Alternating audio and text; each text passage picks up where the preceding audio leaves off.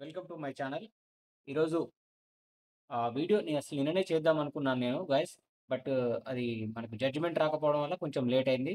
So, judgement అయితే ఎట్లాగో అంటే ఒక ఆర్డర్ కాపీ అంటే పూర్తి స్థాయి జడ్జిమెంట్ అని చెప్పేసి చెప్పలేము కానీ, మనకు సుప్రీం కోర్ట్‌లో ఏం ఆర్డర్ వచ్చింది? ఆ రోజు మనకు అంటే ఏపీ నీట్ విద్యార్థులు ఏసినటువంటి ఈ కేస్‌లో ఏం జరిగిందనేటువంటి విషయాన్నయితే ఈ వీడియోలో నేను మీకు చెప్తాను.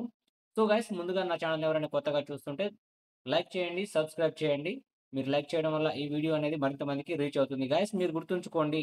ఈ ఏ ఏ నీట్ విద్యార్థులు ఏదైతే కేస్ ఏసిండ్రో, ఈ ఫైనల్ జడ్జిమెంట్ ఏదైతే రాబోతుందో అదే సేమ్ మన ఎబ్సెట్ విద్యార్థులకు కూడా వర్తిస్తుందని చెప్పేసి మీరైతే గుర్తుంచుకోండి గైస్. సో, లేట్ చేయకుండా వీడియోని అయితే స్టార్ట్ చేద్దాం. Court number 1 item number 37 section 12A supreme court of India record of proceedings special leave petition civil diary number 46376 of 2025 arising out of impugned final judgment and order dated 13/8/2025 in writ petition number 19/579 2025 13/8/2025 in writ petition number 19640 2025 13/8/2025 in WP writ petition number 19952 2025 13/8/2025 in writ petition number 2000 21031/2025 passed by High Court of Andhra Pradesh at Amaravati.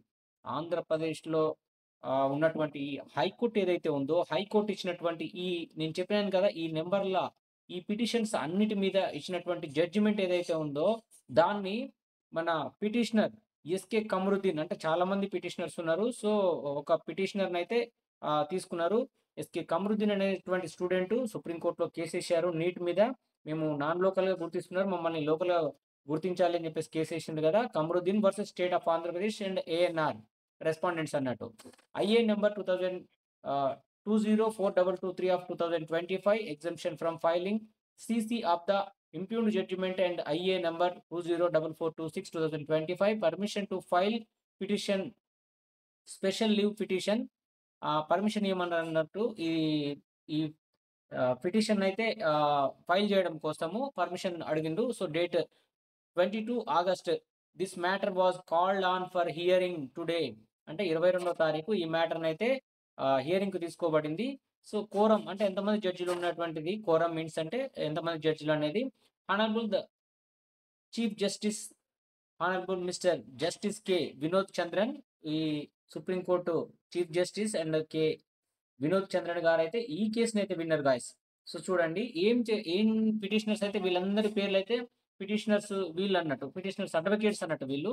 For petitioners పిటిషనర్‌లకు సంబంధించినటువంటి advocates DBBS Somayajulu, senior advocate BP Nair AOR, దాని తర్వాత ఉమేష్ చంద్ర గారు, Madhavi Karra, Aditya Narendranath, Ramya advocate, Deeksha Gupta advocate, Keerthi Sahithya advocate. వీళ్ళైతే petitioner తరపున అడ్వకేట్‌లు. Respondents వచ్చేసి upon hearing the counsel the court made the following order. ఇది హియరింగ్‌కొచ్చినప్పుడు కోర్టు ఈ కింది ఆర్డర్‌ని ఇచ్చిందని చెప్పేసి అంటున్నారు. లిస్ట్ దిస్ మ్యాటర్ ఆన్ 1/9/2025 అంటే ఇది 9వ తారీఖు లిస్ట్ చేయమని చెప్పేసి సుప్రీం కోర్టు అయితే చెప్పడం జరిగింది. సో, గైస్ గుర్తుంచుకోండి 22 అంటే 8 1 వీక్ టైమ్ ఇచ్చిండు. ఎందుకు 1 వీక్ టైమ్ ఎందుకు ఇచ్చిండు మరి? ఆహ్, ఆల్రెడీ మెడికల్ కౌన్సెలింగ్ ఎంబీబీఎస్‌కి సంబంధించి కౌన్సెలింగ్ అయితే జరుగుతుంది గదా! ఇది ఆహ్, ఆల్రెడీ నేషనల్ వైడ్ కౌన్సెలింగ్‌కి సంబంధించి ఆల్రెడీ కౌన్సెలింగ్ అయితే స్టార్ట్ అయింది గదా! మరి ఇక వాయిదా వేయడం వల్ల ఒకవేళ ఈ కేసు ఇలానే ఉండిపోతదా అంటే గాయ్స్ చూడండి. ఇప్పుడు స్టేట్ కోటాలో అయితే వీళ్ళకి ఖచ్చితంగా అయితే సీట్ కేటాయించాల్సొస్తది. ఎందుకు నేను ఈ మాట చెప్తున్నానంటే ఆల్రెడీ తెలంగాణ హైకోర్ట్ అనేది 2024లో ఎంబీబీఎస్ విద్యార్థులేస్తే 133 మంది అనుకుంటా. ఐ థింక్ నంబర్ కరెక్ట్‌గా తెలియదు గాయ్స్. బట్ 138 అనుకుంటున్నా. సారీ 138 మెంబర్స్‌కైతే అనుకూలంగా ఇచ్చింది హైకోర్టు. ఈ స్టూడెంట్స్‌కి ఖచ్చితంగా వీళ్ళని లోకల్‌గా పరిగణించాల్సిందే అని చెప్పేసి వాళ్ళకి చెప్పింది. హైకోర్ట్ ఆర్డర్ ఇచ్చింది. స్టూడెంట్స్‌కి అనుకూలంగా ఆర్డర్ ఇచ్చింది తెలంగాణ హైకోర్ట్ అయితే. దాని మీద తెలంగాణ ప్రభుత్వం అయితే సుప్రీం కోర్ట్‌కెళ్ళింది. సుప్రీం కోర్ట్‌కెళ్ళినప్పుడైతే వాళ్ళని క్లియర్‌గా అడగడం జరిగింది. సుప్రీం కోర్టు తెలంగాణ గవర్నమెంట్‌ని మీరు ఒక 2 ఏండ్లు తెలంగాణలో చదవకపోతే వాళ్ళు నాన్ లోకల్ అయితారా?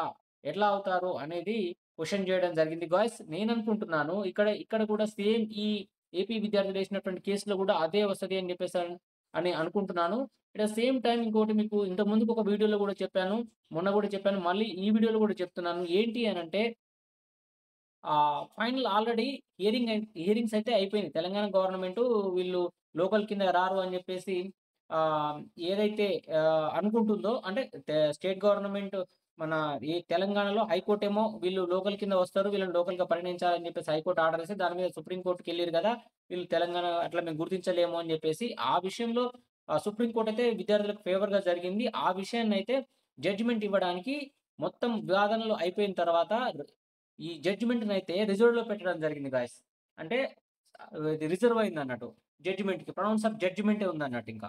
సో గైస్ చూడండి ఈ కేస్‌నయితే సెప్టెంబర్ 1 నేనేమనుకుంటున్నా అంటే ఇన్ కేస్ తెలంగాణ గవర్నమెంట్ ఏసినటువంటి ఆ కేస్‌ని ఏదైతే ఉందో వీళ్ళు తెలంగాణ స్థానికులు కాదు అనేటువంటిది ఏదైతే ఉందో అంటే హైకోర్ట్ ఇచ్చినటువంటి జడ్జిమెంట్ మీద అప్పీల్‌కెళ్ళేది కదా! అది కొట్టేస్తే ఒకవేళ తెలంగాణ గవర్నమెంట్ ఏసినటువంటి పిటిషన్ కొట్టేస్తే మాత్రం ఇమ్మీడియేట్‌లీ ఆంధ్రప్రదేశ్‌కి కూడా సేమ్ ఆర్డర్ వస్తుందన్నట్టు. ఇది విన్నా వినకపోయినా కూడా సేమ్ ఆర్డర్‌ని ఎందుకు సేమ్ ఆర్డర్ అంటున్నా అంటే ఇది సేమ్ కేస్ కాబట్టి ఇమ్మీడియేట్‌లీ ఉ ఈ స్టూడెంట్స్‌కి ఫేవర్‌గా ఈ జడ్జ్‌మెంట్ అయితే వచ్చేటువంటి అవకాశం ఉంది గాయ్స్. ఇదొచ్చేసి మనకు ఈరోజు 23 గదా! ఈరోజైతే అందుబాటులోకొచ్చింది ఈ జడ్జ్‌మెంట్. సో, ఇప్పుడు నేను మీ ముందుకైతే తీసుకొచ్చాను.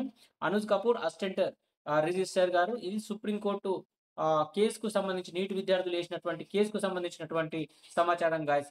గాయ్స్ ఈ వీడియోనైతే మరింత మందికైతే షేర్ చేయండి గాయ్స్. మళ్ళీ ఫస్ట్ తారీఖు హియరింగ్ రాగానే సెకండ్‌కు ఫస్ట్ తారీఖు ఈవినింగ్ లేదా సెకండ్ తారీఖైతే దీని మీదైతే మరొక వీడియో చేయబోతున్నాను guys. Thank you for watching.